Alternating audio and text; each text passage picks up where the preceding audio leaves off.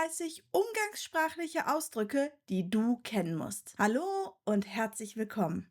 Ich bin Flora und ich helfe dir beim Deutschlernen. In diesem Video zeige ich dir 35 wichtige umgangssprachliche Ausdrücke, die Deutsche jeden Tag benutzen.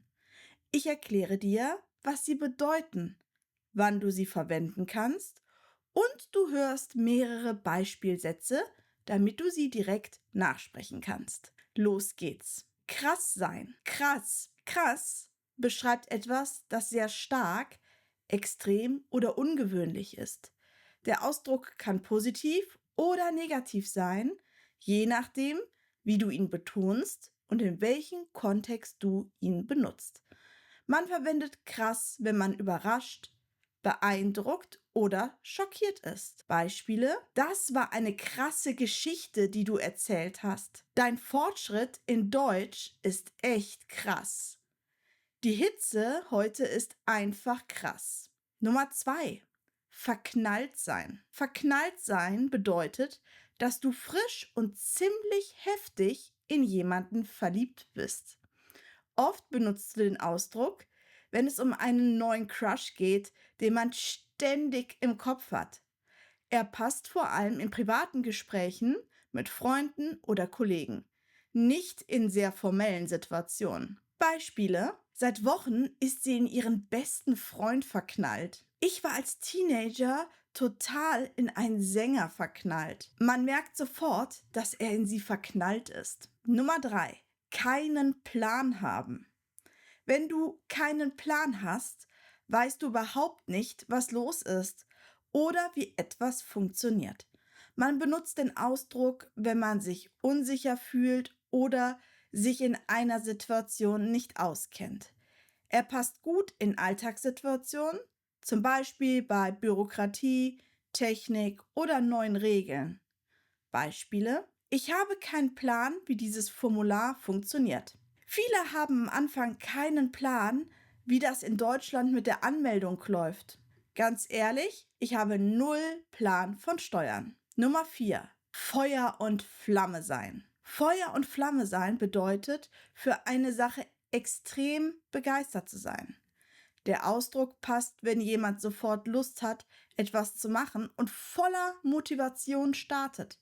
Man kann ihn für Hobbys, Projekte, Jobs oder Ideen benutzen. Beispiele: Seit dem ersten Probearbeitstag ist sie Feuer und Flamme für den Job. Die Kinder sind Feuer und Flamme für den Ausflug. Als er von der Idee gehört hat, war er sofort Feuer und Flamme. Nummer 5. Verpeilt sein. Verpeilt sein beschreibt eine Person, die zerstreut ist, Dinge vergisst oder chaotisch wirkt. Man verwendet den Ausdruck, wenn jemand Termine verwechselt, wichtige Infos vergisst oder unorganisiert wirkt. Er ist umgangssprachlich und eher freundlich kritisch gemeint. Beispiel: Ich bin heute total verpeilt und habe schon 2 Sachen vergessen.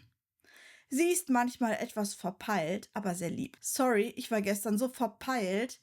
Ich habe deine Nachricht übersehen. Nummer 6. Stinkig sein. Stinkig sein bedeutet, leicht beleidigt oder schlecht gelaunt zu sein. Man benutzt den Ausdruck oft, wenn jemand wegen einer kleinen Sache sauer ist. Er passt gut in Gesprächen mit Freunden, Familie oder Kollegen, ist aber eindeutig informell.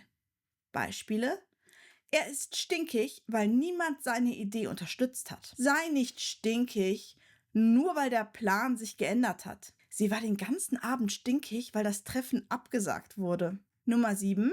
Chillen. Chillen heißt sich entspannen und nichts Anstrengendes tun. Der Ausdruck wird vor allem in der Freizeit verwendet, wenn man einfach zur Ruhe kommen will. Er passt gut zu Situationen mit Sofa, Musik, Serien oder entspannten Treffen mit Freunden. Beispiel: Am Sonntag will ich einfach nur zu Hause chillen. Lass uns heute Abend ein bisschen im Park chillen. Nach der Arbeit brauche ich erstmal eine Stunde zum Chillen. Nummer 8. Fix und fertig sein. Fix und fertig sein bedeutet, körperlich oder mental komplett erschöpft zu sein. Man verwendet den Ausdruck nach einem sehr anstrengenden Tag, einer langen Schicht oder einer nervigen Situation. Je nach Betonung kann er nüchtern beschreiben oder auch leicht dramatisch klingen. Beispiel: Wenn ich 2 Dienste hintereinander habe, bin ich abends einfach fix und fertig. Nach dieser Woche fühlt sich das ganze Team nur noch fix und fertig. Sie ließ sich aufs Sofa fallen und war einfach fix und fertig. Nummer 9. Etwas geht gar nicht. Wenn etwas gar nicht geht, ist es aus deiner Sicht absolut nicht akzeptabel. Man benutzt den Ausdruck, um deutlich zu sagen, dass ein Verhalten oder eine Situation überhaupt nicht in Ordnung ist. Er wird oft verwendet, wenn es um Respekt, Fairness oder klare Grenzen geht. Beispiele: Jemanden vor allen anschreien, das geht gar nicht. So mit Patientinnen zu reden, geht überhaupt nicht. Rassistische Sprüche gehen gar nicht, egal wo. Nummer 10. Die Nase voll haben. Wenn du die Nase voll hast, hast du von etwas genug und willst es nicht mehr ertragen. Der Ausdruck zeigt deutlich Frust oder Genervtsein. Man nutzt ihn, wenn ein Problem schon länger besteht und die Geduld am Ende ist. Beispiel: Ich habe die Nase voll von diesen ständigen Überstunden. Sie hat die Nase voll von dem ganzen Drama. Viele haben langsam die Nase voll von den ganzen leeren Versprechungen. Nummer 11. Voll nervig sein. Nervig sein bedeutet, dass etwas dich immer wieder stört oder belastet. Voll nervig verstärkt das noch. Es heißt dann sehr nervig. Man benutzt den Ausdruck, wenn sich eine Sache ständig wiederholt und deine Nerven strapaziert. Beispiele: Die ständigen Unterbrechungen sind voll nervig. Es ist mega nervig, wenn Leute dauernd ins Wort fallen. Das Piepen von Geräten ist auf Dauer echt nervig. Nummer 12. Mist bauen. Mist bauen heißt ein Fehler machen oder etwas ziemlich Dummes anstellen. Man verwendet den Ausdruck, wenn etwas schiefgegangen ist und man dafür Verantwortung trägt. Er passt sowohl bei kleinen Pannen als auch bei größeren Fehlentscheidungen. Beispiele: Ich habe echt Mist gebaut, als ich die falschen Daten geschickt habe. Wenn du Mist baust, steh bitte dazu. Er weiß, dass er Mist gebaut hat und will sich entschuldigen. Mega gut sein. Mega gut bedeutet sehr, sehr gut und ist eine umgangssprachliche Verstärkung. Man benutzt den Ausdruck, wenn man von etwas besonders begeistert ist. Er wird häufig von jüngeren Leuten, aber auch allgemein im Alltag verwendet. Beispiele: Dein Vortrag war mega gut. Das Essen gestern war mega gut. Ich hätte noch 2-mal nachnehmen können. Die Idee für dein Video finde ich mega gut. Nummer 14. Hin und weg sein. Hin und weg sein bedeutet, von etwas oder jemandem total begeistert zu sein. Man benutzt den Ausdruck nach einer starken positiven Eindruck, zum Beispiel nach einem Konzert, einem Treffen oder einer Überraschung. Er zeigt, dass einen etwas emotional sehr beeindruckt hat. Beispiel: Vom neuen Film war ich wirklich hin und weg. Sie ist total hin und weg von ihrem neuen Hund. Alle waren hin und weg von deiner Präsentation. Nummer 15. Läuft bei dir. Läuft bei dir, sagt man, wenn bei jemandem viele Dinge gut klappen. Der Ausdruck kann ehrlich bewundernd sein, aber auch leicht ironisch gemeint sein. Man hört ihn oft, wenn jemand Erfolge, Glück oder gute Nachrichten am Stück hat. Beispiele: Neuer Job, neue Wohnung, neues Auto. Läuft bei dir. Wenn du schon wieder eine Bestnote hast, läuft es bei dir anscheinend richtig. Okay, 100.000 Follower, läuft bei dir. Nummer 16. Sich zusammenreißen. Sich zusammenreißen bedeutet, sich zu beherrschen und sich trotz Müdigkeit oder schlechter Laune am Riemen zu reißen. Man benutzt den Ausdruck, wenn jemand Verantwortung übernehmen oder sich ein bisschen mehr anstrengen soll. Er klingt eher direkt und kann streng wirken. Beispiele: Reiß dich zusammen, du schaffst die letzten 2 Stunden auch noch. Ich muss mich heute echt zusammenreißen, um konzentriert zu bleiben. Wenn wir uns alle zusammenreißen, schaffen wir das Projekt rechtzeitig. Nummer 17. Einem platzt der Kragen.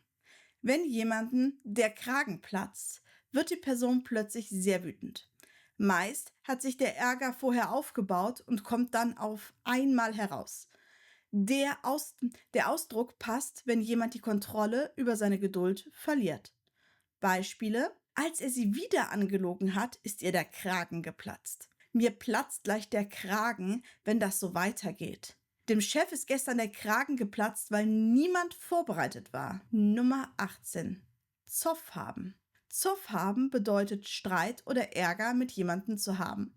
Man benutzt den Ausdruck bei Konflikten in Partnerschaft, Familie, WG oder im Team. Er kann für kurze Auseinandersetzungen oder längere Spannungen stehen. Beispiele: Wir hatten gestern richtig Zoff wegen der Urlaubsplanung. Mit den Nachbarn gibt es seit Monaten Zoff. Ich will keinen Zoff, lass uns ruhig reden. Nummer 19. Sich verquatschen. Sich verquatschen heißt, so lange zu reden, dass man die Zeit vergisst. Man verwendet den Ausdruck, wenn ein Gespräch länger dauert als geplant und man deshalb zu spät dran ist. Er wirkt meist freundlich und ein bisschen selbstironisch. Beispiele: Wir haben uns verquatscht und den Bus verpasst. Ich habe mich mit meiner Nachbarin total verquatscht. Wir wollten nur kurz telefonieren, aber wir haben uns wieder verquatscht. Nummer 20. Meckern. Meckern bedeutet, sich ständig zu beschweren. Oft geht es dabei um Kleinigkeiten, die immer wieder kritisiert werden. Der Ausdruck kann genervt oder vorwurfsvoll klingen und beschreibt eine eher negative Grundhaltung. Beispiele: Er findet immer etwas zu meckern, egal wie gut es läuft. In der Küche wird ständig über das Essen gemeckert. Anstatt nur zu meckern, könntest du auch eine Lösung vorschlagen. Nummer 21. Auf dem Zahnfleisch gehen. Auf dem Zahnfleisch gehen bedeutet, extrem erschöpft zu sein. Man benutzt den Ausdruck, wenn jemand körperlich oder mental komplett am Limit ist. Er passt vor allem bei Phasen mit zu viel Arbeit, zu wenig Schlaf oder Dauerstress. Beispiel: Nach mehreren Nachtschichten laufe ich nur noch auf dem Zahnfleisch. Man merkt dem Team an, dass es längst auf dem Zahnfleisch geht. Wenn du dir keine Pause gönnst, wirst du bald auf dem Zahnfleisch kriechen. Nummer 22. Gut drauf sein. Gut drauf sein bedeutet, gute Laune zu haben und positiv gestimmt zu sein. Man beschreibt damit die allgemeine Stimmung einer Person. Das Gegenteil wäre schlecht drauf sein. Beispiele: Heute ist das ganze Team richtig gut drauf. Sie war gestern super gut drauf und hat alle motiviert. Wenn er ausgeschlafen ist, ist er meistens gut drauf. Nummer 23. Pleite sein. Pleite sein bedeutet, kein Geld mehr zu haben. Man benutzt den Ausdruck vor allem am Ende des Monats oder nach größeren Ausgaben. Er ist umgangssprachlich, aber sehr verbreitet und auch unter Erwachsenen völlig normal. Beispiele: Am Monatsende bin ich jedes Mal pleite. Nach dem Urlaub sind wir beide komplett pleite. Ich würde gerne mitkommen, aber ich bin gerade pleite. Nummer 24. Unter Strom stehen. Unter Strom stehen heißt, stark gestresst und innerlich angespannt zu sein. Man verwendet den Ausdruck, wenn viel Druck da ist und man kaum abschalten kann. Er passt gut bei Prüfungsphasen, Projekten oder hoher Arbeitsbelastung. Beispiel: In der Woche vor der Prüfung fühle ich mich, als stünde ich ununterbrochen unter Strom. Seit dem Projektstart steht das ganze Team dauerhaft unter Strom. Man sieht ihr an, dass sie innerlich total unter Strom steht. Und nun Nummer 25. Sich in die Haare kriegen. Sich in die Haare kriegen bedeutet, sich zu streiten. Der Ausdruck beschreibt meist lautere oder emotionalere Auseinandersetzungen. Man benutzt ihn oft, wenn sich zwei Personen immer wieder wegen Kleinigkeiten streiten. Beispiele: Im Pausenraum geraten zwei Kollegen ständig aneinander und kriegen sich in die Haare. Gestern Abend haben wir uns wegen einer Kleinigkeit in die Haare gekriegt. Ich habe keine Lust, mich heute schon wieder mit jemandem in die Haare zu kriegen. Nummer 26. Eine große Klappe haben. Eine große Klappe haben heißt, viel und laut zu reden. Oft sehr selbstbewusst und manchmal überheblich. Man benutzt den Ausdruck, wenn jemand ständig Sprüche macht oder angibt. Häufig steckt dahinter die Erwartung, dass zu vielen Worten auch Taten kommen sollten. Beispiele: Er hat eine große Klappe, aber macht nichts. Sie hat eine große Klappe, aber sie kann auch liefern. Mit seiner großen Klappe eckt er überall an. Nummer 27. Sich den Kopf zerbrechen. Sich den Kopf zerbrechen bedeutet, intensiv über ein Problem nachzudenken. Man verwendet den Ausdruck, wenn man lange nach einer Lösung sucht oder sich Sorgen macht. Er zeigt, dass einen die Situation mental stark beschäftigt. Beispiele: Ich zerbreche mir seit Tagen den Kopf über diese Entscheidung. Er zerbricht sich den Kopf, wie er die Kosten bezahlen soll. Zerbrich dir nicht so den Kopf, wir finden eine Lösung. Nummer 28. Jemanden auf den Sack gehen. Jemanden auf den Sack gehen bedeutet, jemanden echt sehr zu nerven. Der Ausdruck ist sehr umgangssprachlich und derb, also nichts für formelle Situationen. Man benutzt ihn, wenn etwas oder jemand massiv auf die Nerven geht. Beispiele: Dieses dauernde Hin und Her geht mir langsam richtig auf den Sack. Das ständige Geklingel hier nervt mich total. Es geht mir schon voll auf den Sack. Wenn er immer wieder dieselbe Geschichte erzählt, geht das allen irgendwann auf den Sack. Nummer 29. Sich freuen wie ein Schneekönig. Sich freuen wie ein Schneekönig bedeutet, sich extrem stark zu freuen. Man benutzt den Ausdruck, wenn jemand vor Freude fast platzt. Er passt gut zu guten Nachrichten, Überraschungen oder Geschenken. Beispiele: Das Kind hat sich über das Geschenk gefreut wie ein Schneekönig. Sie hat sich wie ein Schneekönig gefreut, als sie bestanden hat. Wenn der Hund mich sieht, freut er sich wie ein Schneekönig. Nummer 30. Platt sein. Platt sein heißt total K.O. und ohne Energie zu sein. Man verwendet den Ausdruck nach körperlicher Anstrengung oder einem sehr langen Tag. Er passt auch nach Reisen, Umzügen oder intensiven Arbeitstagen. Beispiel: Nach dem Training konnte ich kaum noch die Treppe hoch, so platt war ich. Am Ende dieses Arbeitstages war ich körperlich und mental total platt. Nach dem Umzug lagen wir einfach nur platt auf dem Sofa. Nummer 31. Guter Dinge sein. Guter Dinge sein bedeutet, optimistisch und zuversichtlich zu sein. Der Ausdruck klingt freundlich und ein bisschen altmodisch, wird aber noch benutzt. Man verwendet ihn, wenn man glaubt, dass eine Situation trotz Problemen gut ausgehen wird. Beispiel: Trotz der schwierigen Lage sind wir guter Dinge. Sie ist guter Dinge, dass sie die Prüfung schafft. Ich bin guter Dinge, dass wir das rechtzeitig schaffen. Nummer 32. Jemanden fällt ein Stein vom Herzen. Wenn jemanden ein Stein vom Herz fällt, ist die Person plötzlich sehr erleichtert. Man benutzt den Ausdruck nach einer Phase von Angst, Sorgen oder Unsicherheit, wenn die gute Nachricht kommt. Häufig geht es um Prüfungen, Arzttermine oder schwierige Gespräche.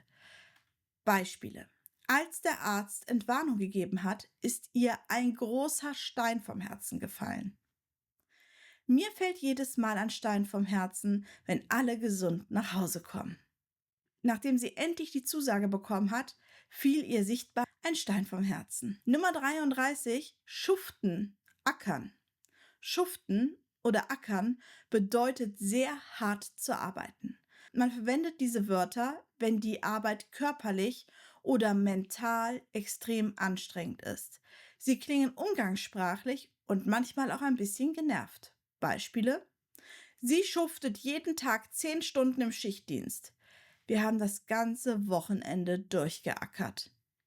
Wenn wir heute noch ein bisschen ackern, sind wir rechtzeitig fertig. Nummer 34. Ein Durchhänger haben. Ein Durchhänger haben bedeutet, plötzlich unmotiviert und sehr müde zu sein. Man benutzt den Ausdruck, wenn man an einem Tag einfach nicht richtig in Gang kommt. Er passt gut zu Phasen, in denen die Energie kurz fehlt. Beispiele: Heute habe ich echt einen Durchhänger, ich komme kaum in die Gänge. Nach dem Mittagessen habe ich meistens einen Durchhänger. Sie hatte letzte Woche einen Durchhänger, jetzt läuft es wieder besser. Nummer 35. Ein Film schieben. Ein Film schieben heißt, im Kopf sehr viel Angst oder Panik zu haben. Man verwendet den Ausdruck, wenn man sich innerlich Horrorszenarien ausmalt, die oft schlimmer sind als die Realität. Typisch ist das vor Prüfungen, Arztterminen oder wichtigen Gesprächen. Beispiele: Vor dem Vorstellungsgespräch habe ich richtig einen Film geschoben. Sie schiebt voll den Film wegen der Untersuchung. Mach dir nicht so einen Film. Meistens ist es halb so schlimm. Super, dass du bis zum Ende dabei warst. Schreib mir in die Kommentare, welcher Ausdruck neu für dich war und welchen du ab jetzt benutzen willst. Wenn du mehr Videos zu deutscher Umgangssprache willst, abonniere den Kanal und speichere dieses Video zum Üben. Bis zum nächsten Mal.